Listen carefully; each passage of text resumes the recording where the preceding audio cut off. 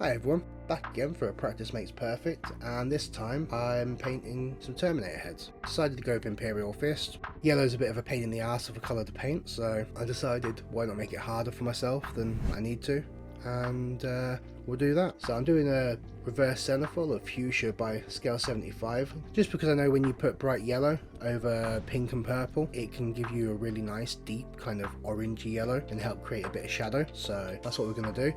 Now, if you guys like these kind of videos where I'm more just talking about what it is that I'm doing in my general hobby life, then let me know. I'd like to hear feedback in the comments.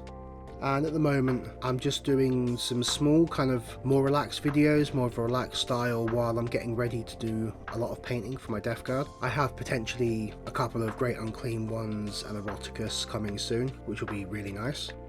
And we're just covering it with 2-3 layers of Imperial Fist contrast paint, which is actually a really nice yellow, and it's a really nice yellow airbrush too. I'm also currently prepping the Forge World Demon prints with the Herald, so that'll be coming out quite soon.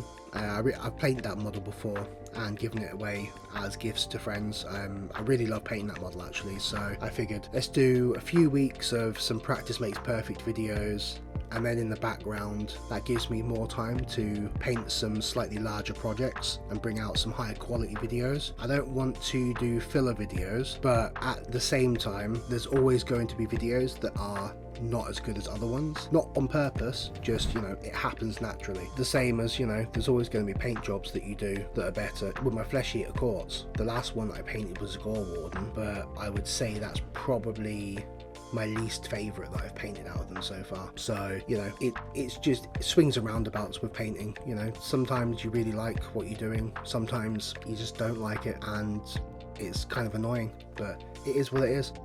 The object really of this series is to create a space of time for me where I can learn to practice things that I need to do that I haven't done before. Like, I've never painted the Terminator's head before, and up until last week's video I'd never painted a Space Marine's head before. These are quite easy videos for me to do because it's not 30 hours of painting in the space of 4 days to get done, and then editing for 2 days to get the video out. It gives me a bit of breathing time to actually be a human, but it does leave me time to be able to make those bigger videos, and instead of working 6 days a week all the time, it teaches me how to do stuff that I don't know how to do, which is really important, and I want to get better, and I've got a lot of Death Guard to paint, and there's some busy models. So this Practice Makes Perfect series, I think, is going to be quite nice as a kind of a respite between doing big projects.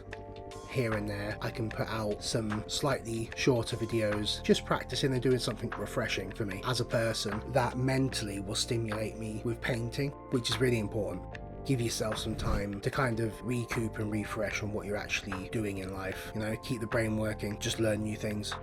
So once I've done the green glow with the Techno Green by scale 75, I'm just coming in with some Biotan Green, and this is really the difference between my last video and this one, is that I've left the eye lens white, I've done my glow, and it's a much reduced glow, nothing too kind of over the top. I'm just lining the outside of the eye with Biotan Green, which creates a much starker kind of contrast. Yeah, just be careful when lining. You can get a little bit on the lens because the Biotan isn't going to stain the white of the lens super heavily. I imagine by the time I get to about the 30th or 40th redo of this, I'll have my methods down. Once I've got it sealed in and it's infinitely better than what it is now, I'll then do another video. It'll be a slightly longer video. I'll go in depth on the changes that I've made to give me the outcome that's positive. And thank you for watching. I hope you enjoyed this.